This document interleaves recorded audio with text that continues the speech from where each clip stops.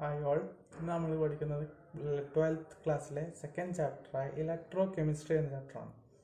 എന്താണ് electro chemistry എന്ന് നമുക്ക് ഈ ചാപ്റ്റർ കൊണ്ട് പഠിക്കുന്നത്. സ്ട്രെയിറ്റ് ആയ ചാപ്റ്ററിലേക്ക് പോകാം.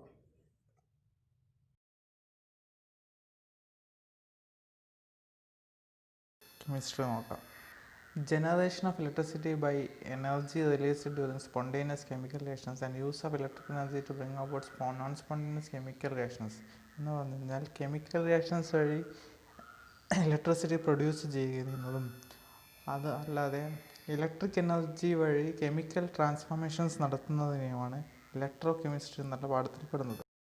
നോക്കിയാൽ മനസ്സിലാവും. ബാറ്ററീസ്, കാർ ബാറ്ററി, എവിടെയൊക്കെയാണ് ബാറ്ററി ഉപയോഗിക്കുന്നത്, പിന്നെ ഫ്യൂവൽ സെൽസ് കാറിലൊക്കെ ഉപയോഗിക്കുന്നുണ്ട്. അതൊക്കെ ഈ ഇലക്ട്രോ കെമിസ്ട്രീൻ്റെ ഇതാണ്. ഈ യൂസേഴ്സ് ഉപയോഗിച്ച് നമുക്ക് less polluting substances. Importance of electro chemistry പറയുകയാണെങ്കിൽ ഇലക്ട്രോ കെമിസ്ട്രീൻ്റെ യൂസസ് വളരെ വലുതാണ്. അതിൽ കുറച്ച് സ്റ്റാർട്ടിങ് ഓഫ് ബാറ്ററി ഉണ്ട്, calculator, radio, corrosion of iron rusting of iron is an important process in electrochemistry.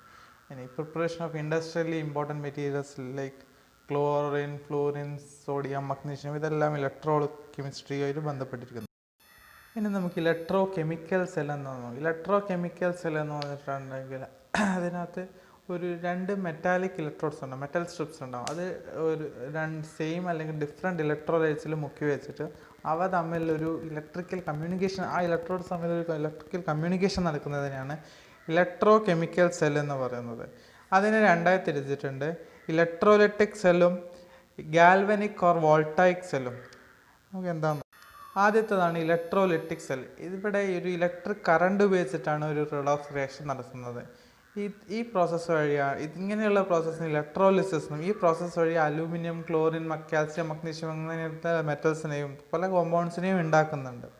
ഇനി ഗാൽവനിക് വോൾട്ടായിക് സെൽ, ഇത് സ്പോണ്ടേനിയസ് റിയാക്ഷൻസ്, കെമിക്കൽ റിയാക്ഷൻസ് വഴി electric കറണ്ടിനെ ഉണ്ടാക്കുന്ന പ്രോസസ്സിനാണ് ഗാൽവനിക് വോൾട്ടായിക് സെല്ല് ചെയ്യുന്നത്. ഇതിനകത്ത് തന്നെ രണ്ട് കെമിക്കൽ ഇതുണ്ട്, കെമിക്കൽ സെൽസും കോൺസെൻട്രേഷൻ സെൽസും. കെമിക്കൽ സെൽസിന് ഇലക്ട്രിസിറ്റി ഉണ്ടാക്കുന്നത് ഒരു physical change occurring inside the സെല്ലാണെങ്കിൽ കോൺസെൻട്രേഷൻ സെല്ല് ഒരു electric energies produce during physical changes occurring within the cell. ഇതിൽ നിങ്ങൾക്ക് ഈ പാഠത്തിൽ പഠിക്കാനുള്ളത് കെമിക്കൽ സെൽസും ഇലക്ട്രോലൈറ്റിക് സെൽസും മാത്രമാണ്. ഗാൽവനിക് സെല്ല്, ഇലക്ട്രോ കെമിക്കൽ സെൽസും തമ്മിലുള്ള ഫസ്റ്റത്തത് ഗാൽവനിക് സെല്ലാണ്. ഗാൽവനിക് സെല്ലിനകത്ത് സിങ്കും കോപ്പറുമായിട്ടുള്ള രണ്ട് ഇലക്ട്രോഡ്സിനെ കാണാം. അവ സിങ്ക് സൾഫേറ്റിലും കോപ്പർ സൾഫേറ്റിലും ഡിപ്പ് ചെയ്ത് വെച്ചിട്ടുണ്ട്. അത് തമ്മിലൊരു ഇലക്ട്രിക് വയർ വെച്ച് കണക്റ്റഡ് ആണ്. ആ ഇത് കവർ ചെയ്യാൻ വേണ്ടിയിട്ട് ഒരു സാൾട്ട് ബ്രിഡ്ജ് ഉണ്ട്. ഇലക്ട്രിസിറ്റി പ്രൊഡ്യൂസ് ചെയ്ത് മെഷർ ചെയ്യാൻ വേണ്ടിയിട്ട് വോൾട്ട്മീറ്റർ ഉണ്ടാവും. രണ്ടാമത്തതാണ് ഇലക്ട്രോലൈറ്റിക് സെല്ല്. ഇവിടെ ഒരു ബാറ്ററി കാണാം. ബാറ്ററി ഒരു കണക്റ്റഡ് ആണ്, രണ്ടും ഇലക്ട്രോഡിനടുത്ത്, അതായത് ആനോഡും കാത്തോഡിനോടും കണക്റ്റഡ് ആണ്. അതിനകത്തൊരു ഇലക്ട്രോലൈറ്റ് ഉണ്ട്. അതിനകത്ത് നടക്കുന്ന റിയാക്ഷൻ, ആ ബാറ്ററിയാണ് ഇവിടെ റിയാക്ഷൻ നടത്തുന്നത്. അതിനാണ് ഇലക്ട്രോലൈറ്റിക് സെൽസിൻ്റെ എക്സാമ്പിൾ. ഇനി നിങ്ങളുടെ ഇത് തുടങ്ങുന്നതിന് മുമ്പ് നിങ്ങളുടെ 11th പോർഷനിലേക്ക് പോകുന്നു, ഓക്സിഡേഷൻ ആൻഡ് റിഡക്ഷൻ. ഓക്സിഡേഷൻ എന്താണെന്നും റിഡക്ഷൻ എന്താണെന്നും. ഇവിടെ ഒരു റിയാക്ഷനാണ് സിങ്ക് +2H, അതായത് അസിഡിക് മീഡിയത്തിലാകുന്ന സിങ്ക് എന്നുള്ളത് ഓക്സിഡേഷൻ മാറിയിട്ട് സഡൻ 2+ ഹൈഡ്രജൻ ഗ്യാസും ആവും. ഫസ്റ്റത്തെ റിയാക്ടൻസിൽ സിങ്കിൻ്റെ ഓക്സിഡേഷൻ 0 ആണെങ്കിൽ ഇതിലേക്ക് വരുമ്പോൾ +2 ആവുന്നത്. Increase in oxidation results in oxidation. ഇനി ഹൈഡ്രജൻ്റെ ആണെങ്കിൽ +1 എന്ന 0 ആവുന്നത്. Decrease in oxidation result in reduction. So this is a redox reaction.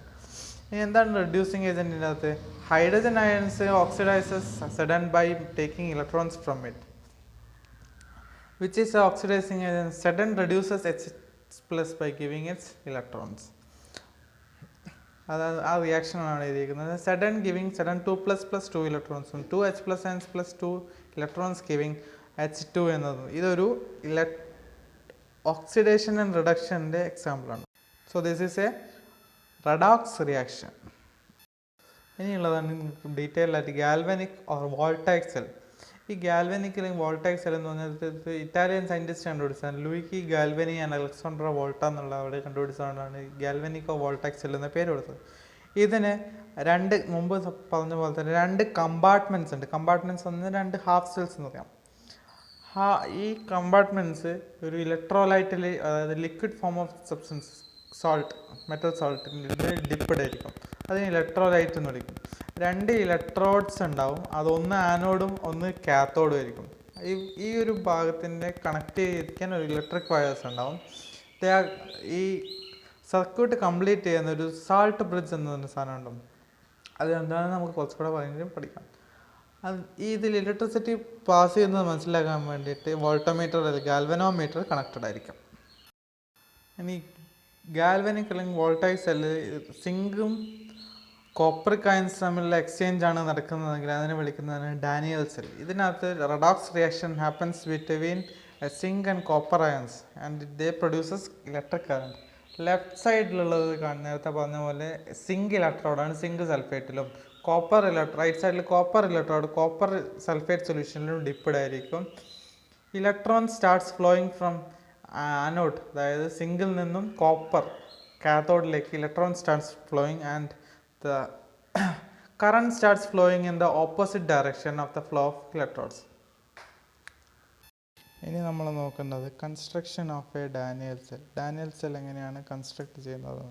അത് ലെഫ്റ്റ് സൈഡിനകത്ത് സിങ്ക് സൾഫേറ്റ് എന്ന ഒരു ഇലക്ട്രോലൈറ്റിനകത്ത് സിങ്ക് മെറ്റൽ ഇമേഴ്സ് ചെയ്തിട്ടുണ്ടാവും. അതിനെ ആനോഡായി ആക്ട് ചെയ്യും.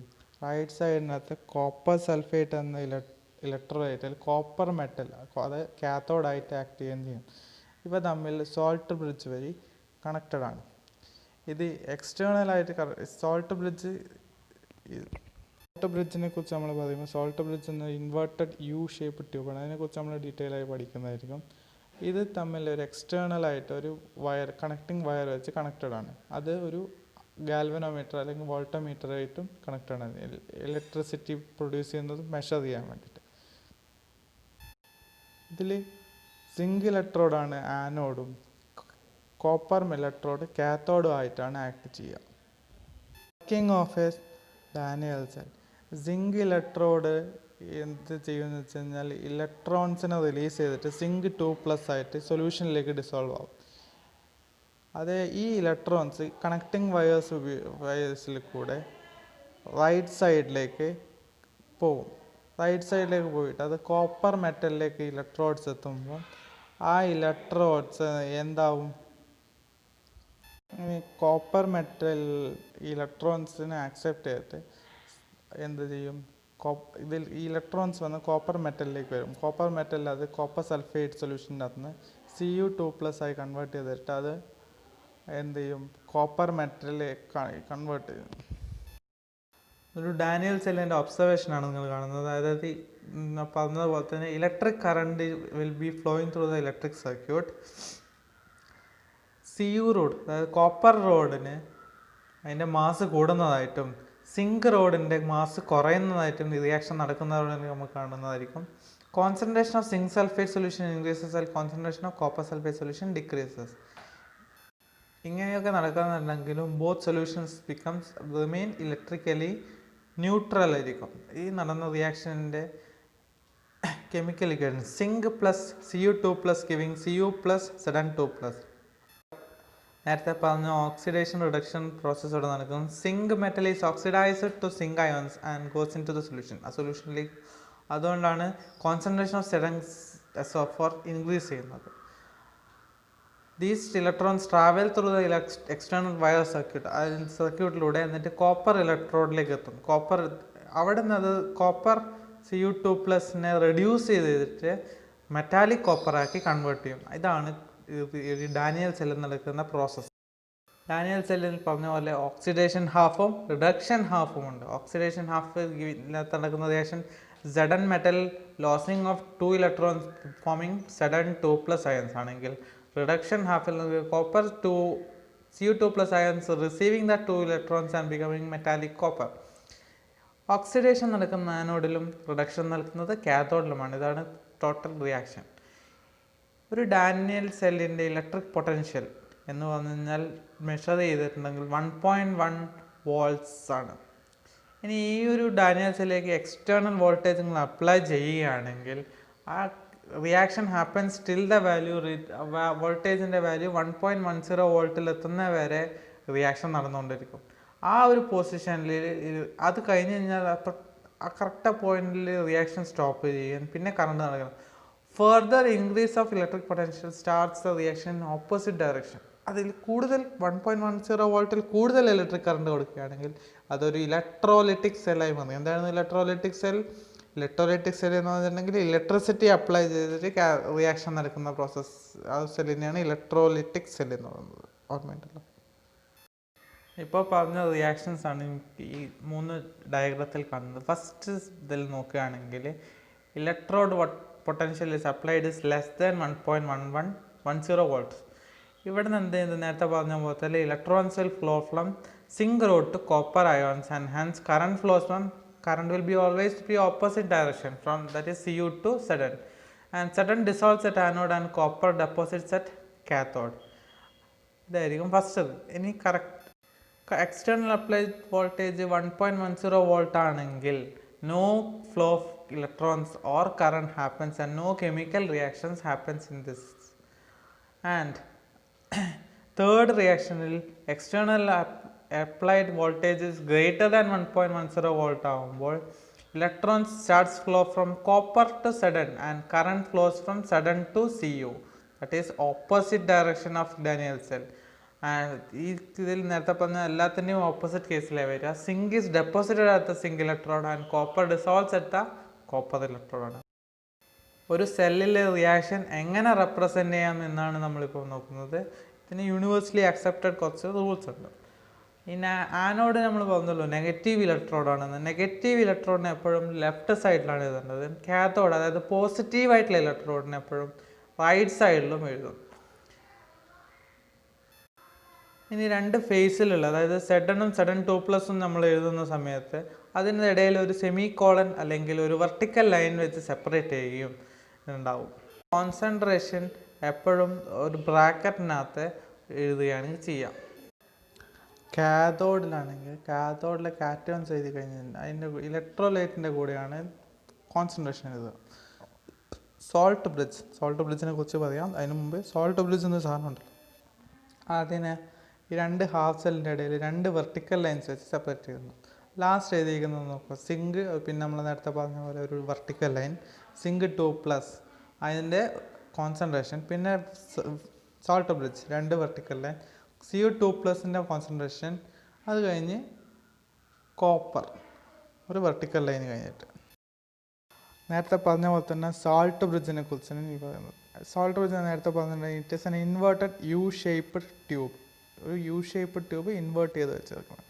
അതായത് അതിനകത്ത് ഉപയോഗിച്ചേക്കുന്നത് ജലാറ്റിൻ അല്ലെങ്കിൽ അഗർഗൽ പൗഡറിനെ ഹോട്ട് കോൺസെൻട്രേഷൻ സൊല്യൂഷൻ ഓഫ് ഏതെങ്കിലും ഒരു ഇനേർട്ട് ഇലക്ട്രോലൈറ്റ്, അതായത് potassium chloride, potassium nitrate, ammonium nitrate എന്ന പോലെയുള്ള ഏതെങ്കിലും ഒരു ഇതിൽ ഡിസോൾവ് ചെയ്തേക്കുന്നത്.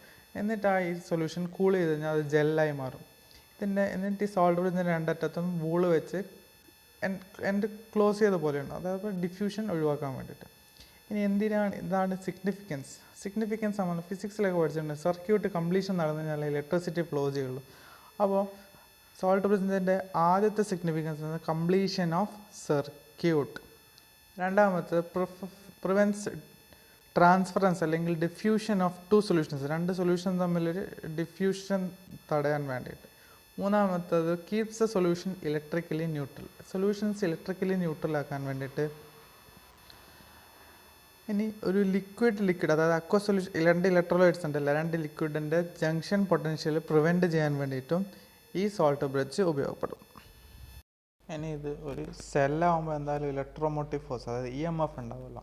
Electromotive force of the cell is equal to potential of the right hand side minus potential of the left hand side. അതായത് ലെഫ്റ്റ് ഹാൻഡ് സൈഡിലുള്ള potential ഉണ്ടാവും, right hand സൈഡിലുള്ള അത് തമ്മിലുള്ള ഡിഫറൻസ് ആണ് ഈ സെല്ലിൻ്റെ EMF അല്ലെങ്കിൽ ഇലക്ട്രോമോട്ടീവ് ഫോഴ്സ് എന്ന് പറയുന്നത്. ആ ഇക്വേഷൻ ഈ cell equal to E right minus E left. നമ്മൾ നേരത്തെ പഠിച്ചു electrons flow from anode to കാത്തോഡും current flows from opposite direction, അതായത് കാത്തോഡ് ടു ആനോഡാണ്. ഇനി cell voltage is measured in volts, അതായത് വോൾട്ടാണ് യൂസ് ചെയ്ത് മെഷർ ചെയ്യാൻ ഉപയോഗിക്കുന്ന യൂണിറ്റ്. ഇനി ഈ potential of right hand side ഇനി potential of left hand side ഇൻഡിവിജ്വലായിട്ട് മെഷർ ചെയ്യാൻ പറ്റില്ല. അതിനെ പറ്റി അപ്പോൾ അത് മെഷർ ചെയ്യാൻ വേണ്ടിയിട്ട് ഇൻഡിവിജ്വലി ഡയറക്റ്റ്ലി മെഷർ ചെയ്യാൻ പറ്റില്ല. പക്ഷേ എങ്കിൽ മെഷർ ചെയ്യാം. എങ്ങനെയാണെന്ന് വെച്ചാൽ ഒരു ആർബിട്രറി സ്റ്റാൻഡേർഡ് സെൽ ഉപയോഗിച്ചിട്ട് നമുക്ക് മെഷർ ചെയ്യാം. അതിനുപയോഗിക്കുന്ന ആർബിട്രറി സ്റ്റാൻഡേർഡ് സാധാരണ ഉപയോഗിക്കുന്നതാണ് സ്റ്റാൻഡേർഡ് ഹൈഡ്രജൻ ഇലക്ട്രോഡ്. ഇതിനെക്കുറിച്ച് നമുക്ക് അടുത്ത ക്ലാസ്സിലാക്കാം. Thank you.